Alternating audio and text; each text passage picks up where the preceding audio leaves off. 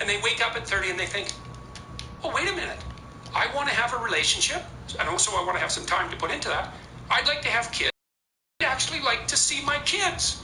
It's like, is that irrational? This you and I are in agreement on, but when I see people talk about you in what I think willfully paint you, they do it on purpose, they paint you as a misogynist.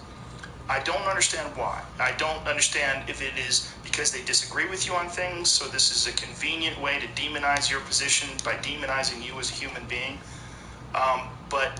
Well, it's partly too because I've made the case that there are differences between men and women. Yes. But like why that isn't a feminist case is beyond me. It's like, no, they're exactly the same. It's like, ridiculous. No, they're not. It's ridiculous. It is. And it's confusing. Ridiculous. It's confusing. Yes.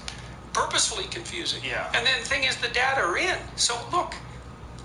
And people have accused me of pseudoscience, which I really think is quite comical because the studies that I'm reporting aren't. Who's accused you of pseudoscience? Oh God, journalists of all stripes, especially when I talk about differences between men and women. Laws, it's like, oh, that's pseudoscience. It's like, actually, no, it's not. It's bloody mainstream science, both biology and psychology. But why do they like to do that? Well, because it seems to be there's a reason that goes along with the radical leftist agenda that if there are a world of equality of outcome could not be achieved, and that's the desirable world. If there are actually differences, took care of that guy. Actual differences, took care of like that aren't just socio-culturally constructed, so that you can gerrymander. There's also something as well. If you're really power mad, you want to believe that human beings are infinitely malleable because then you can mold them in whatever image you want. And if you say, no, they actually have a character, right? There's something built in, then that interferes with the totalitarian regime. But here's what's happened. It's Not bad. Look, we've got a good personality model. We've had it for about 40 years, something like Not that. bad for a noob. Model. 5 dimensions of personality. And they were established statistically, theoretically, by left-leaning psychologists. Okay, and I'm not saying that they're ideologically contaminated. Right-wing leaning psychologists produced the big 5 because there are no right-leaning psychologists. So enough of that. That isn't why the big 5 came up. Okay, so once you have a good personality model, you can say, okay, well, do men and women are agreeable? So that's one of the traits, agreeableness, and it's the compassion, politeness dimension. And they're more prone to negative emotion, anxiety, and emotional pain. And that mirrors the psychiatric literature that shows worldwide that women are more likely to be diagnosed with depression and anxiety. Just like men are more likely to be imprisoned for antisocial behavior, which is the reflection of low agreeableness. This is true worldwide. Okay, so there's no evidence of any bias, unless you say everything's biased everywhere in the world. Fine, could be, but we've also controlled for that. So now, there are personality differences between men and women. Now, the first thing we might point out is they're not that big. So if you draw a random woman and a random man out of the population, and you had to bet on who was most aggressive, least agreeable, and you bet on the woman, you'd be right 40% of the time, which is actually quite a lot. You'd be right quite a lot.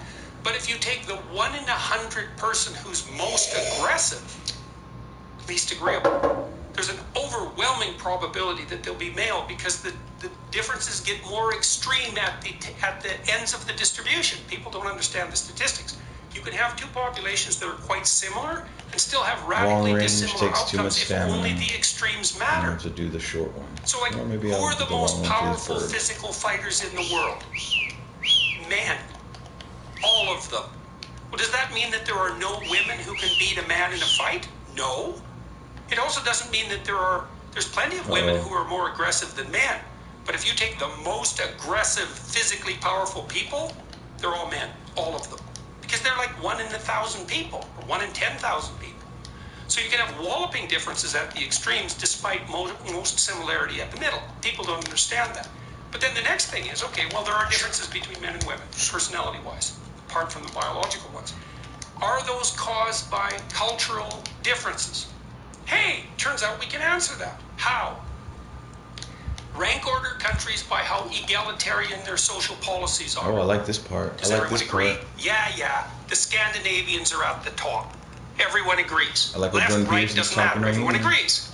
It's like, okay, so you stack up the cultures by how egalitarian their social policies are. And then you look to see how big the differences are between men and women up that hierarchy of egalitarianism. And if as the societies become more egalitarian, the differences between men and women disappear, then it's sociocultural. That isn't what happened. What happened was Oh, no, I'm gonna get is screwed that as over. the societies got more egalitarian, the No. differences between men and women Yeah, got yeah. bigger, not smaller. It means the socio-cultural construct people, and I'm talking to you socio-cultural construct I got people, fucked you're over. wrong. You're wrong. Jesus You Christ. make the societies more egalitarian, men and women get more different. Who makes the argument in opposition to this? All the social constructionists, all the radical left-wingers. And what do they use as fact? They don't have facts, but then they criticize the whole idea of facts. Then they go after the whole idea of science as a Western patriotical construct. What's their motivation? The motivation is that Just such if interesting people are different, then conversations. equality of outcome isn't neither desirable nor achievable. And why do they want equality of outcome? Why is this so? That's a good question. Attractive to Well, them. part of it is actual compassion. Look, man, it's not good that people lose, and it's certainly not good that some losers lose all the time. Who wants that? You happy when you walk down the street and see homeless people? It's like, hey, look, the hierarchy's working. Look at these homeless people. No one's happy about that. Right. Right, okay.